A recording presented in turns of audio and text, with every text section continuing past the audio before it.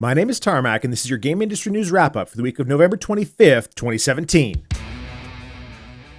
In our title story this week, Bungie has been caught pulling some shenanigans with XP scaling in Destiny 2. According to user EnergizerX on Reddit, who ran the numbers, there was a hidden XP scaling system which reduced the amount of experience a player got when grinding events after they had hit the level 20 cap.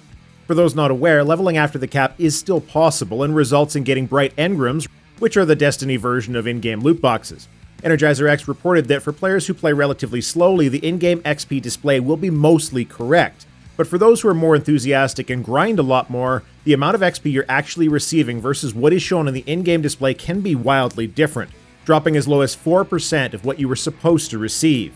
Bungie deactivated the XP scaling system immediately upon media coverage of this issue, which has been in the game since launch. They issued a statement saying that after reviewing their data, they agree that the system is not performing as intended, which, given most developers employ teams dedicated to game balance, indicates it was either intentionally built this way and they got caught, or their team wasn't doing their job. Maybe they could bring EnergizerX on board to help with the new system to help gamers charge up their XP bars after the cap, which is, transparent to those players. They could call it Energizer Bungie XP scaling. I'm so sorry.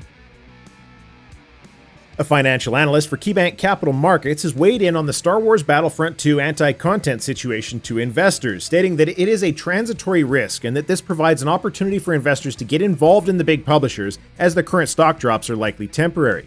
Evan Wingren went on to say that, quote, gamers aren't overcharged, they're undercharged, end quote, and compared games to movies, where $60 for a game plus $20 per month on microtransactions, which is ambitious at best on average, playing 2.5 hours per day for a year gives a roughly 40-cent per hour entertainment value, where seeing a movie in theaters provides roughly $3 per hour entertainment value. If you want to have a proper movie comparable experience to the games he's referring to, you'd need to spend $15 on a movie ticket, and another $15 on a random selection of snacks, where you could get a bag of peanut butter M&Ms, nice buttery popcorn, and a solid root beer. But you're more likely to end up with a melted chocolate bar fresca and a bag of unpopped kernels.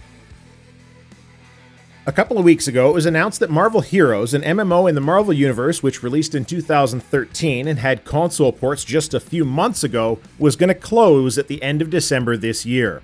All indications point to a retraction of the Marvel license from Disney. Unfortunately, that timeline has been pushed up. Developer Gazillion Incorporated has proceeded with a mass layoff and has shut down the game as of November 24th, much to the chagrin of players of the MMO who thought they had a month left to play.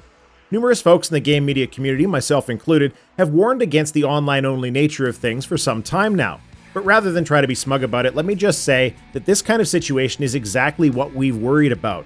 Games not doing well enough by big license holder standards getting shut down long before they should. Normally, it's just old games that nobody plays anymore and very few people care. Well, I care, and I think you should too. George Fan, creator of Plants vs. Zombies, is rumored to have been fired by EA because he disagreed with the microtransaction direction the publisher was taking back when the sequel was being built. And all of this, according to Edmund McMillan of Binding of Isaac fame on the Roundtable podcast. McMillan was light on the details and suggested that this would be an excellent opportunity for media to contact Fan for the full story on the matter.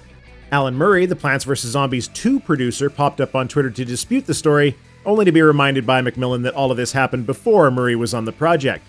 George was only willing to confirm that he was indeed laid off, and that he did indeed express that microtransactional design was bad, but would not go into detail on whether these aspects were linked. It's worth mentioning, since we're giving props for good business practices, that George Fan is working on a game called Octageddon, and I'm going to keep an eye on it because I'm a fan. It's looking like Activision had some foresight on the upcoming drama surrounding Battlefront by disabling the majority of available microtransactions for COD World War II before the game launched. Call of Duty points can now be purchased in various denominations, but to date only the rare supply drops have been available for purchase in-game. That was until some clever data miners discovered references in the game files which point to the future inclusion of epic and legendary supply drops as well as a weapons supply drop. This has sparked concern among COD players that the weapons will affect gameplay, though as yet this is not confirmed. Given the recent issues with Battlefront 2, I wonder if they're taking the time to ensure that it's all just cosmetic, which is all you have to do these days to include predatory pseudo-gambling monetization in your game in order to have a raft of folks defend it. With any luck, that much will at least turn out to be true, But they were already willing to have gamers open loot boxes in front of other players on the beaches of Normandy, and with that ethical barometer, pay to win is hardly a stretch. The gambling controversy in the game industry has started to heat up, with more government agencies around the world weighing in on the topic. The original group included the Dutch and Belgian gambling authorities, not outright stating that loot boxes are gambling, but opening up investigations into the possibility. Australia, via the Victorian Commission for Gambling and Liquor Regulation, is currently investigating the legal application of a loot box gambling definition, but the cream of the crop is Hawaii. During a press conference, State Representative Sean Quinlan compared using Star Wars to encourage gambling behavior to Joe Camel being used to encourage smoking, a reference to the historical ban on the cartoony character used in cigarette advertising. As good as that is, and I simply could not find a better way to phrase this myself, the best part of the press conference on the topic came from a member of the Hawaii House of Representatives, Chris Lee, with the most apropos Star Wars reference I think has ever been made. This game is a Star Wars themed online casino designed to lure kids into spending money. It's a trap. And our good news game story of the week is on the topic of mid-tier games with a level of polish many AAA games could only dream of. Ninja Theory has released a bit of data on how well Hellblade: Senua's Sacrifice is doing, and the numbers are extremely positive for the lower budget title. Across PC and PS4, the game received 75,000 pre-orders, sold 250,000 units during launch week at the $30 US price tag, expanding to 500,000 units sold in the first 3 months, with over $13 million in revenue in that time, taking the game into profit territory. All of that happened with an average team size of 20 developers working over a 3-year period and a digital-only release. Whether you like the game or not, what all of this shows is that games with a budget around or likely under the $10 million mark have the possibility of being very successful. And frankly, in an industry with microtransactions under every rock, I can't help but hold out hope for the mid-tier developers and publishers willing to take chances and push out smaller scale projects to get us back to some semblance of reality. Your game releases for the week of November 26th to December 2nd are as follows. It's another quiet week for big game releases. However, on December 1st, we will see the release of Doom VFR, which joins the sparse ranks of AAA VR titles like Star Trek Bridge Crew and Resident Evil.